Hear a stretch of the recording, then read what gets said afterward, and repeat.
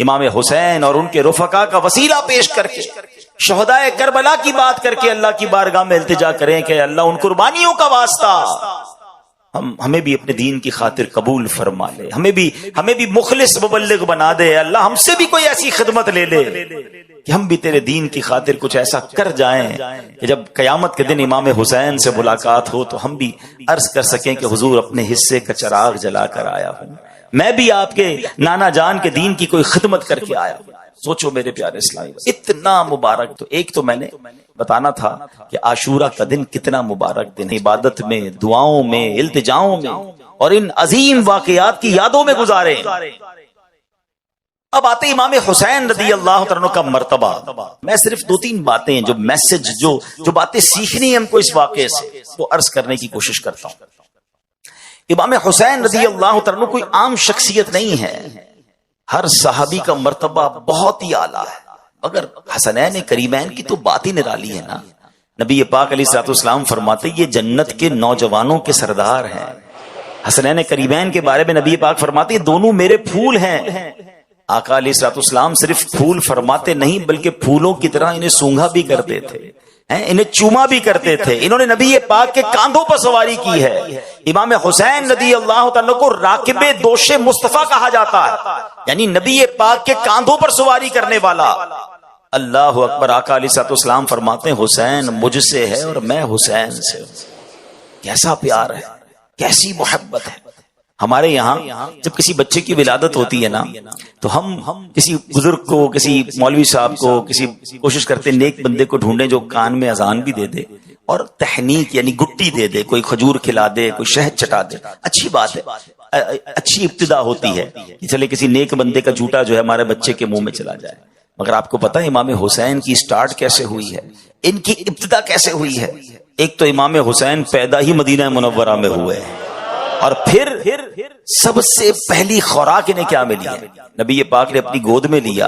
اچھا سرور کائنات علیہ الصلوۃ والسلام نے انہیں کوئی کھجور یا شہد نہیں چٹایا، پیارے آقا نے اپنی زبان مبارک امام حسین کے منہ میں دے دی۔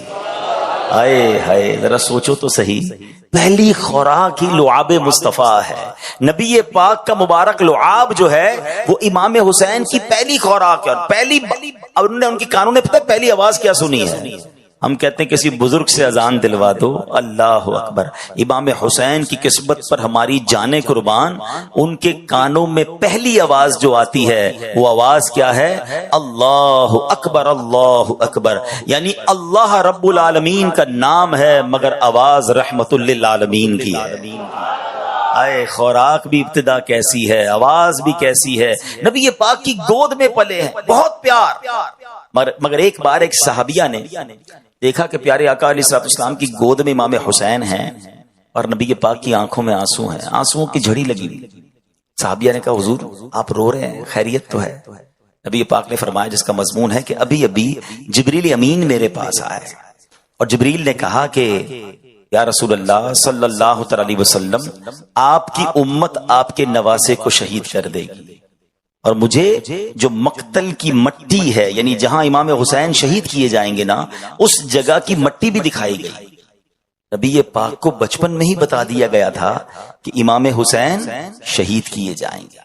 اچھا ایک بار مولا علی شیر خدا جو والد ہیں امام حسین، وہ کہیں کربلا کے قریب سے راستے میں مقام جنگ صفین کے دوران جا رہے تھے، جب فرات کا کنارہ آیا، کربلا کا مقام آیا تو حضرت مولا علی نے یہ بھی بتا دیا کہ یہاں شہداء کے خیمے بندھیں گے، یہاں ان کے جو جسم اقدس ہیں شہید ہونے کے بعد ان کے بدن یہاں پر ہوں گے۔ یعنی ایک ایک چیز مولا علی کو معلوم تھی کہ کس طرح شہید کیے جائیں گے۔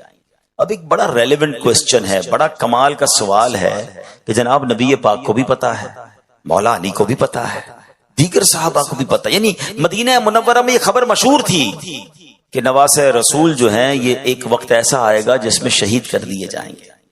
اب پیارے آقا کا مرتبہ یہ ہے کہ نبی پاک علیہ الصلوۃ والسلام تو اللہ کی بارگاہ میں ہاتھ اٹھائیں تو سورج واپس پلٹ آتا ہے، آپ اشارہ کریں تو چاند کے 2 ٹکڑے ہو جاتے ہیں۔ بڑے بڑے پرابلم لے کر صحابہ آتے تھے، اور آقا علیہ الصلوۃ والسلام دعا فرماتے ان کی مشکل آسان ہو جاتی تھی.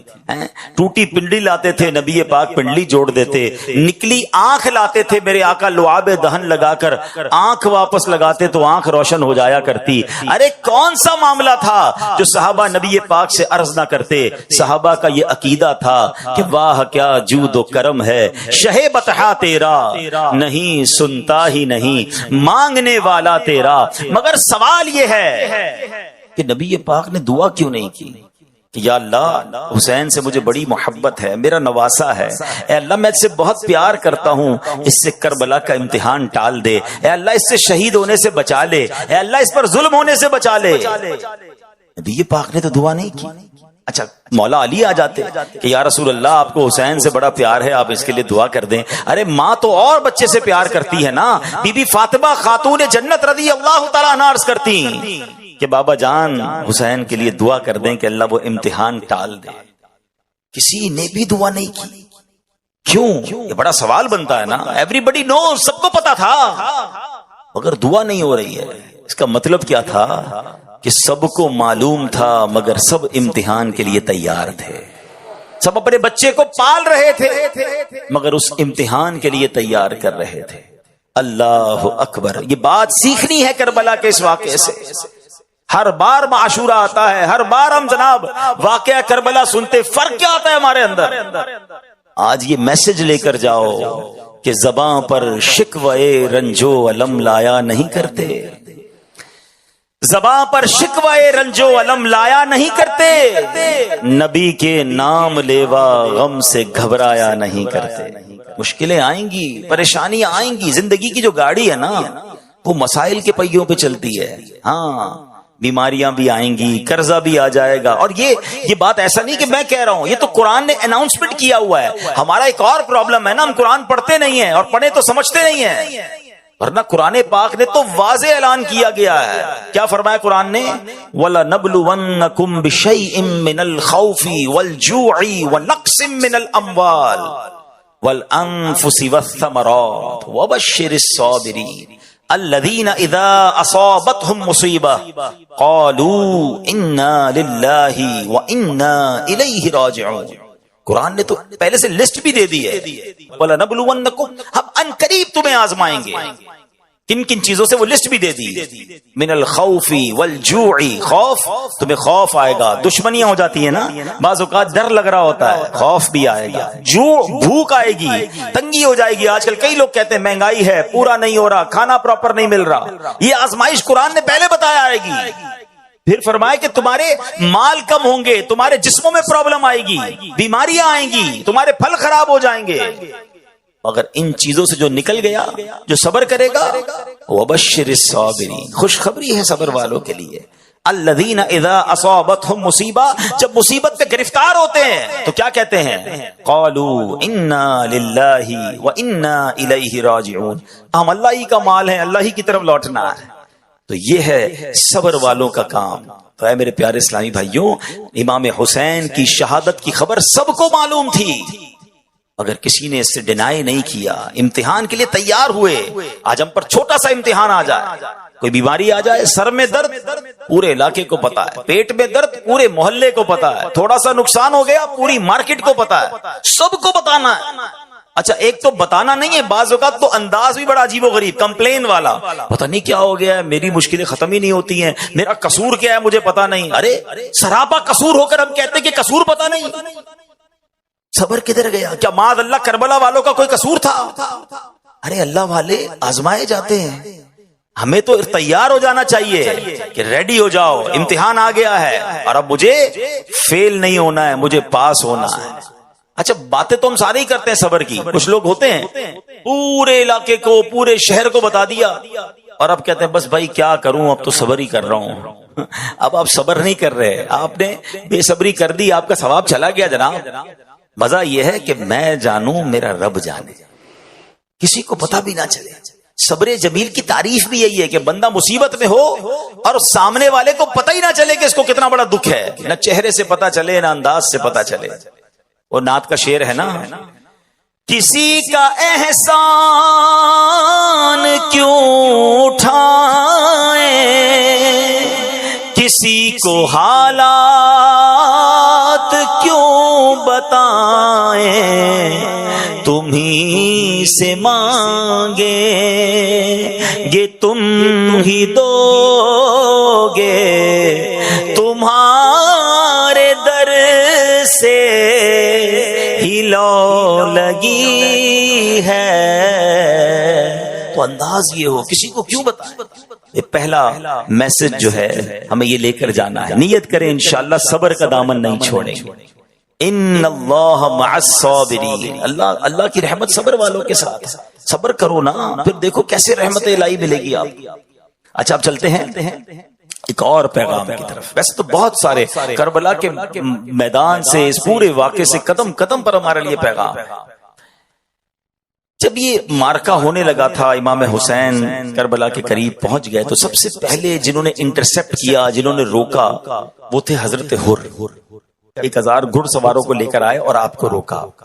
تو امام حسین نے کہا کہ ہمیں کیوں روک رہے ہو، ہمیں کیوں گرفتار کر رہے ہو؟ ہم تو کوفہ والوں کا لیٹر دیکھ کر ان کی ریکویسٹ پر آئے ہیں، ہمیں تو بہت سارے خط لکھے گئے، اگر آپ کہتے ہیں کہ ہماری ضرورت نہیں تو ہم واپس چلے جاتے ہیں، ہم لڑنے تو آئے نہیں۔ مگر حر کہتے ہیں کہ نہیں، مجھے ابن زیاد کی طرف سے یہ آرڈر ملا ہے کہ آپ کو چھوڑنا نہیں ہے، آپ کو گرفتار کرنا ہے۔ امام حسین فرماتے کہ ہمارا قصور کوئی نہیں، ہمیں کیوں گرفتار کر رہے ہیں؟ بہرحال باتوں باتوں میں نماز کا وقت ہو گیا۔ امام حسین رضی اللہ تعالیٰ نے فرمایا کہ ٹھیک ہے، اب نماز کا وقت ہو گیا، ہمیں نماز پڑھنے دو، تمہیں اپنی پڑھنی ہے تو اپنی پڑھ لو۔ حضرت حر کے دل میں اہل بیت سے محبت تھی، نرمی بھی تھی، کہ نہیں نماز تو ہم آپ کے پیچھے ہی پڑھیں گے۔ تو امام حسین نے امامت کرائی اور ان لوگوں نے نماز بھی امام حسین کے پیچھے پڑھی۔ لیکن ہوا یہ کہ ایک وقت ایسا آیا کہ پھر پیچھے سے لشکر اور آ گیا، بڑی ڈیٹیل ہے اس کی۔ اور اب بالکل 10 محرم کا جب دن آیا اور لڑائی کی تیاری ہونے لگی، امام حسین نے ایک بڑا عظیم خطبہ دیا کربلا کے میدان میں، اور آپ نے اتمام حجت فرمائی، ان لوگوں کو بہت سمجھایا کہ لوگوں دیکھو مجھے پہچانو میں کون ہوں، میں نبی پاک کا نواسا ہوں، میرے آقا علیہ الصلوۃ والسلام نے میرے فضائل بیان کیے ہیں، مجھے جنتی نوجوانوں کا سردار قرار دیا، اگر تم نے آج مجھے شہید کر دیا تو قیامت کے دن اللہ کو کیا منہ دکھاؤ گے؟ ایسا ظلم نہ کرو، میں لڑنے نہیں آیا، مجھے اگر آج بھی راستہ دے دو میں واپس چلا جاؤں گا۔ یعنی آپ نے آخری حد تک کوشش کی کہ لڑائی نہ ہو، مقابلہ نہ ہو، قتل و غارت گری نہ ہو، لیکن دلوں پر ایک ایسی لالچ طاری تھی، آنکھوں پر ایک ایسا پردہ تھا جو کسی کو بات ہی سمجھ نہیں آ رہی تھی۔ مگر حضرت حر کی کیفیت بدلنے لگی۔ آپ یزیدی لشکر میں تھے، آپ کے ہاتھ بھی کانپنے لگے، پیر بھی کانپنے لگے، کپ کپی طاری ہو گئی۔ حضرت حر کا ایک دوست تھا، ساتھی تھا، کہتا اے حر تمہیں کیا ہو گیا؟ تم تو بڑے سپہ سالار، بڑے جری بہادر، بڑے بڑے تم نے مقابلے کیے، آج تم یہ 72 کا لشکر سامنے دیکھ کر ڈر گئے ہو کیا؟ تمہیں سمجھ نہیں آ رہی تمہیں ہو کیا گیا؟ حضرت حر نے وہ تاریخی جملے کہے کہ میں اس لیے ڈر رہا ہوں، اس لیے کانپ رہا ہوں کہ مجھے جنت بھی نظر آ رہی ہے، مجھے دوزخ بھی نظر آ رہی ہے، میں اگر تمہارے ساتھ رہتا ہوں تو مجھے جہنم کی آگ نظر آ رہی ہے، اور امام حسین کے قافلے کو دیکھتا ہوں تو مجھے جنت پکار رہی ہے۔ اہل بیت کے سامنے کیسے مقابلہ کروں؟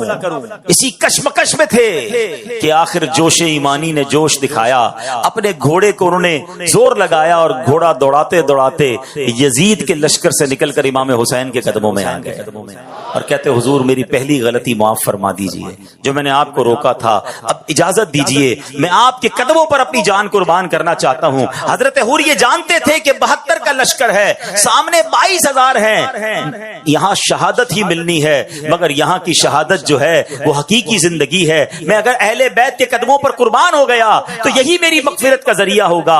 اور ایسا ہی ہوا کہ اب امام حسین کی طرف سے لڑتے لڑتے آپ یزیدی لشکر کے ساتھ لڑتے لڑتے دنیا سے چلے گئے، آپ شہید ہو گئے، مگر آج آپ کا مزار بھی ہے۔ اور جب بھی حضرت حر کا ذکر کیا جاتا ہے ادب کے ساتھ اور رضی اللہ تعالیٰ عنہ کہہ کر ذکر کیا جاتا ہے، اللہ اکبر۔ حضرت حر نے یہ ثابت کیا خوبصورت بات شاعر لکھتے ہیں کہ یہ نعرہ حر کا تھا جس وقت فوج شام سے نکلا کہ دیکھو یوں نکلتے ہیں جہنم سے خدا والے، نکل گئے نا جہنم سے۔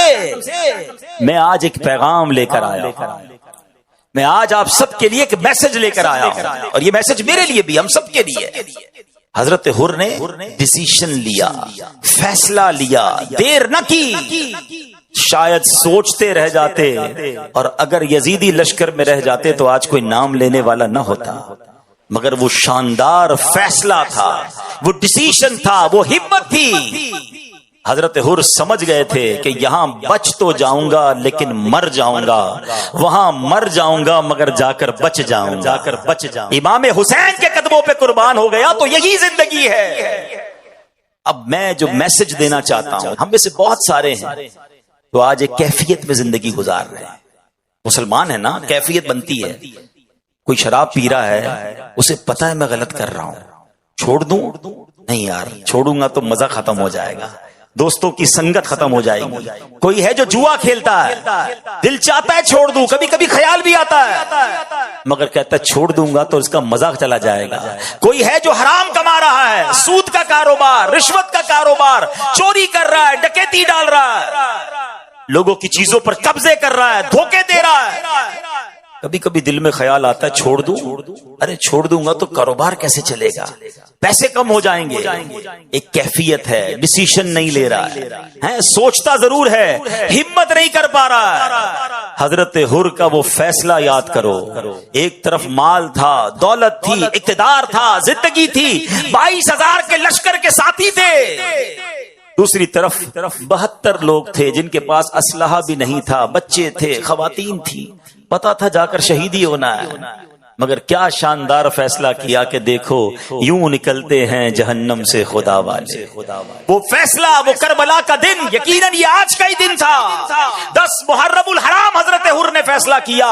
میں آج ہر اس اسلامی بھائی کو پیغام دے رہا ہوں جو فیصلے میں رکا ہوا ہے، میں حرام چھوڑوں کہ نہ چھوڑوں، میں شراب چھوڑوں کہ نہ چھوڑوں، میں غلط کام چھوڑوں کہ نہ چھوڑوں، میں بدکاری کر رہا ہوں، اس غدی عادت سے نکلوں کہ نہ نکلوں۔ اگر حسینی ہونا، اگر واقعی پنجتن کے غلام ہو، ارے آج سے بہتر دن تمہیں کون سا ملے گا فیصلہ کرنے کا؟ آؤ آج نیت کر لو، آج یقین کرو، تم نیت کر لو، تم بری محفل چھوڑ کر قدم تو بڑھاؤ اللہ کی رحمت کی طرف، ارے حرام روزی چھوڑ کر تم حلال کی طرف قدم تو بڑھاؤ۔ اگر تم حرام کا ایک دروازہ بند کرو گے، اللہ رحمت سے تم پر حلال کے کئی دروازے کھول دے۔ تم برے دوستوں کی محفلوں، شراب، جوئے، بدکاری کی کاموں کو چھوڑو تو صحیح، دیکھو اللہ تمہاری زندگی میں کیسی برکتیں ڈال دے گا۔ حضرت حر کے اس فیصلے کو آج یاد کرو، ہمیں بھی جہنم کے ان کاموں سے نکل کر حسینی قافلے کی طرف قدم بڑھانا ہے۔ ارے حسینی قافلے والے نمازی تھے، حسینی قافلے والے تلاوت کرتے تھے، وہ لوگ تو اللہ کی عبادت کرتے تھے، وہ رنگ رلیاں منانے والے، وہ ناچ گانے والے، وہ شراب پینے والے نہیں تھے۔ ارے ہاں یہ کام تو یزیدی کرتے تھے۔ ایک طرف تو میں کہوں میں پنجتن کا غلام ہوں، دوسری طرف بری محفلوں میں، گندے کاموں میں ملوث۔ شراب پینے والا پنجتن کا غلام کیسے ہو سکتا ہے؟ نشہ کرنے والا امام حسین کا غلام کیسے ہو سکتا ہے؟ بدکاری کرنے والا، جوا کھیلنے والا، گندی باتیں کرنے والا، جھوٹ بولنے والا، نہیں، حسینی ایسا نہیں ہوتا۔ ارے اگر پنجتن سے محبت ہے تو پریکٹیکل اس کا ثبوت دو۔ امام حسین رضی اللہ عنہ کو پتہ عبادت سے کتنی محبت تھی۔ حضرت عباس رضی اللہ عنہ سے یہ جو لڑائی ہے، یہ جو مارکا ہے، کیا ایک دن ڈیلے ہو سکتا ہے؟ کیا مجھے ایک رات مل سکتی ہے؟ وہ رات کیا کرنا تھا؟ کوئی وصیت لکھنی تھی، کوئی فیملی کے ساتھ ٹائم گزارنا تھا۔ امام حسین کہتے ہیں میں چاہتا ہوں ایک رات جی بھر کے رب کی عبادت کر لوں، کچھ سجدے کر لوں، کچھ تلاوت کر لوں، کچھ ذکر کر لوں۔ آئے ہائے، یہ ہے حسینی طریقہ۔ اے میرے پیارے اسلامی بھائیوں، 9 محرم اور 10 محرم کی جو درمیانی رات تھی نا، حسینی خیموں میں تلاوت تھی، ذکر تھا، دعائیں تھیں، اور یزیدی خیموں میں ناچ تھا، گانے تھے، شراب تھے۔ اب میں اور آپ سوچیں ہماری راتیں کیسے گزرتی ہیں۔ مبارک ہو اسے جو عشاء پڑھ کر باوضو، کبھی کبھی تو صلاۃ التوبہ بھی پڑھ کر، سورہ ملک پڑھ کر سوتا ہے کہ میں سو جاؤں یا مصطفیٰ کہتے کہتے، کھلے آنکھ صلی اللہ کہتے کہتے۔ بہت اچھی رات ہے تمہاری، تمہارا یہ انداز، یہ حسینی طریقہ ہے۔ مگر وہ شخص جو رات گندی چیزیں دیکھ کر، فلمیں ڈرامے دیکھ کر، معاذ اللہ شراب پی کر، بے حیا دوستوں میں بیٹھ کر، اور عشاء بھی نہیں پڑی، سویا تو فجر بھی نہیں پڑی، کیا یہ یزیدی طریقہ نہیں؟ آؤ میرے پیارے اسلامی بھائیوں، اگر واقعی محبت ہے نا پنجتن پاک سے، اور یہ محبت ہمارے ایمان کا تقاضا ہے۔ نبی پاک فرماتے ہیں، اللہ کی بارگاہ میں عرض کرتے ہیں کہ یا اللہ میں ان سے محبت، حسین سے محبت کرتا ہوں، حسن سے محبت کرتا ہوں، جو ان سے محبت کرے مولا تو بھی ان سے محبت فرما۔ تو ان سے محبت تو ہمارے ایمان کا تقاضا ہے۔ تو آؤ نیت کریں، جس کی پکی سچی نیت بنتی ہو نا، پکی سچی، وہ نیت کریں، ہاتھ اٹھائے کہ انشاءاللہ آج کے بعد ہماری کوئی نماز قضا نہیں ہوگی۔ اگر کوئی حرام روزی کما رہا ہے، میرا کوئی بھائی شراب پی رہا ہے، میرا کوئی بھائی نشہ کر رہا ہے، اگر کوئی بھائی غلط کاموں میں ملوث ہے، ارے تمہیں سب پتا ہے تم کیا غلط کر رہے ہو، مجھے بھی پتا ہے، آؤ آج نیت کر لیتے ہیں کہ اگر پنجتن پاک سے محبت ہے تو سچی غلامی یہ ہے کہ ان برے کاموں کو چھوڑ کر حضرت حر کیسے چل پڑے تھے، ہائے ہائے، جہنمی لشکر سے نکلے اور جنتی لشکر میں داخل ہو گئے۔ اللہ مجھے بھی وہ قدم اٹھانے کی توفیق عطا فرمائے، آپ کو بھی یہ فیصلہ کرنے کی توفیق عطا فرمائے۔ اللہ کرے کہ آج کا دن ہماری زندگی میں ایک بہترین بدلاؤ لانے کا دن بن جائے، ہماری زندگی کا ایک شاندار دن بن جائے، ایک یادگار دن بن جائے۔ دوست پوچھیں، رشتہ دار پوچھیں، ارے بھائی آپ وہ فلاں کام غلط کرتے تھے، اب آپ نے چھوڑ دیا، تو آپ کہیں میں پنجتن کا غلام ہوں، میں نے جھوٹ بولنا چھوڑ دیا، میں پنجتن کا غلام ہوں، میں نے نماز 5 وقت پابندی سے شروع کر دی، ارے میں امام حسین کا غلام ہوں، میں کیسے کسی مسلمان کو دھوکہ دے سکتا ہوں، میں نے دھوکہ دینا چھوڑ دیا، میں نے حرام کمانا چھوڑ دیا، میں نے رشوت لینا چھوڑ دی۔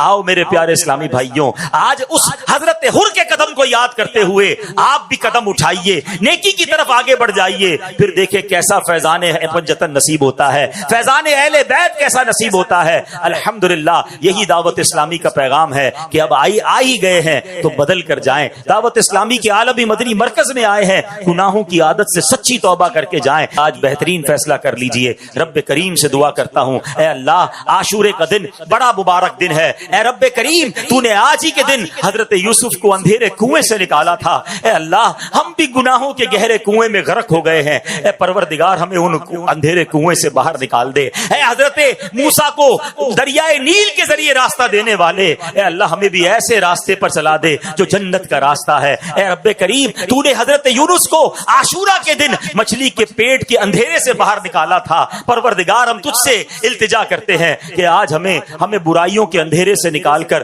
نیکیوں کے راستے پہ چلا دے۔ خدا کی قسم سچے دل سے مانگو، وہ رب ضرور مدد فرمائے گا، اس کی رحمت ضرور شامل حال ہوگی اور ہم بھی اچھے انسان بن جائیں گے۔ اللہ مجھے بھی اور آپ کو بھی امام حسین کے نقش قدم پر چلنے کی توفیق عطا فرمائے، اپنے پسندیدہ بندوں میں ہمیں شامل فرما لے۔ الحمدللہ اس کو پریکٹیکل کرنے کے لیے دعوت اسلامی کے مدنی قافلوں میں سفر اپنا معمول بنائیے، اپنے اچھے دوست بنا لیجئے، اس ماحول والے دوست بنا لیجئے تاکہ کبھی لیفٹ رائٹ ہو جائیں، کبھی نمازوں میں سستی ہو، کبھی گناہوں کی طرف جانے لگے تو اچھے دوست ہوں گے تو پکڑ کے مسجد میں لے آئیں گے، یاد دلا کر اجتماع میں لے آئیں گے۔ اگر ایسے دوست رکھے کہ نماز پڑھیں تو مذاق اڑائیں، اجتماع میں جائیں تو ہماری تفریح لیں، ایسے دوست ہمیں نہیں چاہیے۔ نیک بننا ہے تو نیک دوست بھی بنانے ہوں گے۔ اللہ تعالی ہمیں اچھے اور نیک دوست بھی نصیب فرمائے، آمین بجاہ النبی الامین صلی اللہ تعالی علیہ وسلم۔ صلو علی الحبیب صلی اللہ تعالی علی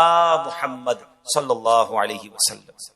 الحمدللہ رب العالمین والصلاة والسلام على سید الانبیاء والمرسلین۔ اللہم ربنا آتنا فی الدنیا حسنۃ وفی الآخرۃ حسنۃ وقنا عذاب النار۔ رب یسر ولا تعسر وتمم لنا بالخیر یا فتاح وبک نستعین یا اول الاولین یا آخر الاخرین یا ذی القوة المتین یا راحم المساکین یا ارحم الراحمین۔ ارحمنا نحن الفقراء والمساکین، ارحمنا نحن الفقراء والمساکین یا رب البیت الطف فیما قضیت وابدل العسر یسر یا اللہ، اخرجنا یا اللہ من الظلمات الی النور۔ اے رب کریم ہم سب کا جمع ہونا اپنی بارگاہ میں قبول فرما۔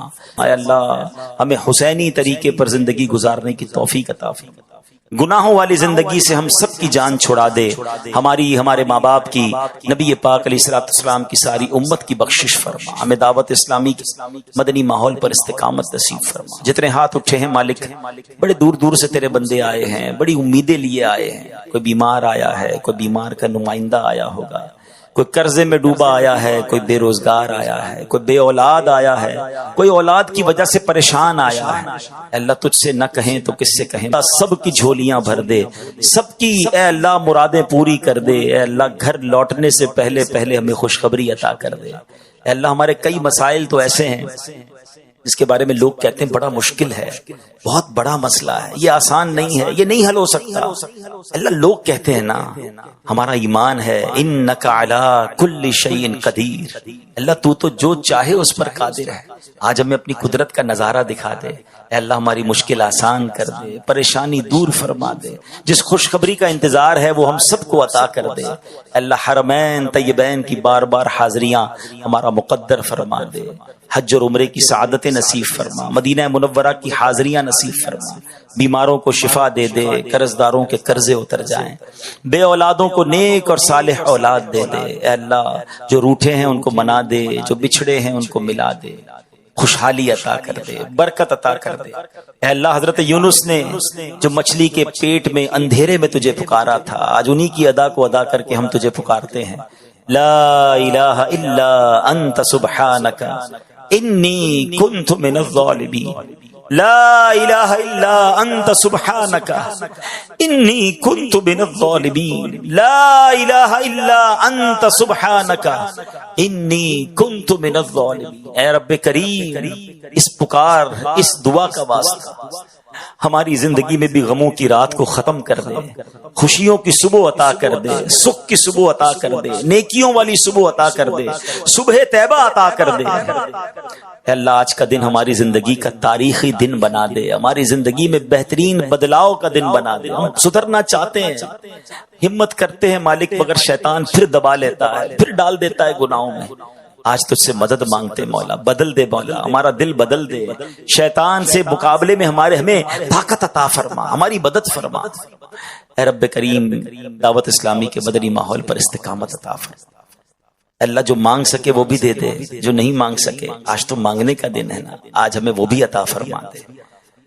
اللہم ربی یسر ولا تعسر وتمم لنا بالخیر یا فتاح وبک نستعین وافوض امری الی اللہ ان اللہ بصیر بالعباد ببرکۃ ان اللہ وملائکتہ یصلون علی النبی یا ایھا الذین آمنوا صلوا علیہ وسلموا تسلیما اللہم صل علی سیدنا ومولانا محمد طب القلوب ودوائها وعافیت الابدان وشفائها ونور الابصار وضیائها وعلى آلہ وصحبہ وبارک وسلم۔ جب دم واپسی ہو یا اللہ، سامنے ہو روضہ رسول اللہ، اور لب پہ ہو لا الہ الا اللہ۔